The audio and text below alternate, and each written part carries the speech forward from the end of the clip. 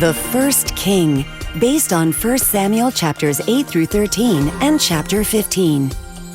For years, Samuel judges the people of Israel, and there is peace. But as he grows old, the tribal leaders become worried. Samuel, you're getting older. Give us a king to be a leader. Let us be like the other nations. Why would you want to be like the other nations? We've been conquering those other nations. But very well, I will ask God. Later, God wants me to warn you what a king will do. He'll send your sons to battle. He will make your daughters become his servants. He'll take your crops away from you and use them to feed his royal court. Maybe so, but we still want a king. Again, Samuel prays to God. Then, Fine. God will give you exactly what you've asked for. Go home, and I will send word when I have found a king for you. a few days later, Samuel sets out eagerly for the gate of the city. God has told him that on this day he would meet the man who will be the king of Israel. That must be him. Excuse me. I'm looking for my Your donkey. donkeys? They've already been found and returned to your father. But we have bigger things to talk about. Come with me to worship the Lord, and tomorrow I will tell you what great things are in store for you. Great things for me? What does he mean? I'm only the son of Kish, son of Matri, descended from Benjamin, the smallest tribe of Israel. My family and I are not important. Samuel told us 2 days ago to cook this portion special, just for you. How did he even know I was coming? Early the next morning, Samuel leaves the city with Saul and his servant. Send your servant on ahead, Saul. I have a message for you from God. The Lord has anointed you to rule over his people. Call on the Lord, and he will be with you. And these will be the signs so you know I speak the truth. On your way home, someone will confirm that your donkeys have been found. As you approach the gates of Gibeah, you will meet a procession of prophets playing musical instruments and speaking in tongues. You will prophesy just like them. Still bewildered at everything that's happening to him, Saul sets out for home. Everything happens as Samuel predicted, including Saul being caught up in the Spirit and prophesying. Saul's neighbors are very surprised to witness this public display. Is Saul a prophet now? A few days later, Samuel calls all the tribes together.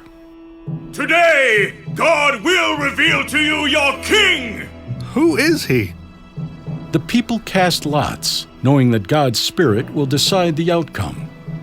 Slowly but surely, the choice for their new king gets narrowed down. Our king will come from the tribe of Benjamin, and the clan of Matri, and the family of Kish. Out of all the people and tribes, Saul's name is chosen, just as God foretold. But Saul is nowhere to be found until... What are you doing hiding in the bags and baskets? I was scared to be chosen king. Hiding in the luggage? Not a great start for a new king. Soon afterward, Saul gets another chance to prove himself. The Ammonite king offers some Israelites the chance to be his slaves, as long as they each gouge one of their own eyes out. Saul faces his first test as king. The Spirit fills him, and he is ready to fight. But to his amazement and anger, he discovers that some of his people are afraid to fight. He acts at once. An army forms quickly, and Saul attacks at dawn, catching the Ammonites by surprise. The Israelites swiftly defeat them. Proud of their victory, the Israelites shout their praises to Saul. Spurred on by his victory over the Ammonites, Saul forms a standing army and prepares to win his people's freedom from the Philistines. Now that Israel has a king, Samuel prepares to withdraw from his position as judge. But before he does, he calls the people together and speaks to them as the prophet of God. Obey the Lord and serve your king. Then all will be well with you. But if you return to any of your wicked ways, you will be destroyed, both you and your king. The Philistines immediately plan their counterattack against this upstart king. Take 3,000 chariots, 6,000 horsemen, and all our infantry. Set up a camp at Michmash. From there, we can send out raiding parties that will draw Saul from his stronghold at Gilgal. Despite their victories, many of the Israelites lose courage when they see the size of the enemy forces. The Philistines outnumber us by thousands. I'm hiding out until this is over. There's a pit down the valley. I'll hide there. Even in the camp of King Saul, the soldiers are afraid. A raid on the Philistine garrison is one thing. Fighting the whole Philistine army is something else.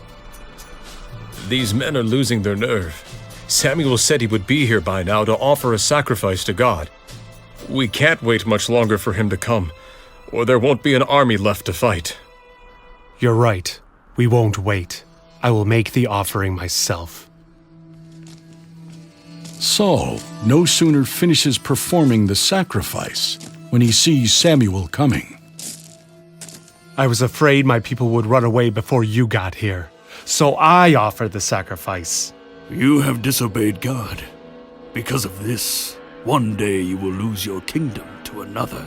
Not only does Samuel remove God's favor from Saul, but only 600 soldiers remain who are brave enough to fight the entire Philistine army.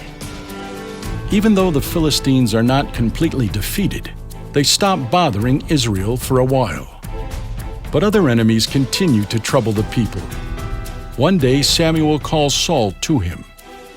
The Lord wants you to destroy the Amalekites. They have been enemies of Israel ever since our people left Egypt. Destroy everything. Don't bring anything home with you, for this is not a war to get rich. Saul attacks the Amalekites and drives them back toward Egypt. But instead of killing everything, he brings the best of the sheep and oxen home with him. At Gilgal, Saul comes face to face with Samuel. I have obeyed God's command and destroyed the Amalekites and everything they possess. Really? Then why do I hear the noise of sheep and oxen? I thought I'd save some of the best animals to sacrifice to God. Obedience is better than sacrifice. This is the second time you have disobeyed God. You've rejected the Lord. Now he will reject you as king. Saul tries to stop Samuel from leaving and accidentally tears his cloak. You may tear my robe, but God will tear his kingdom away from you and give it to a better man. No! My people! At first, Saul tries to lay blame on his people, but finally he admits he has sinned against God. Samuel prays with Saul and then goes home, never to visit the king again.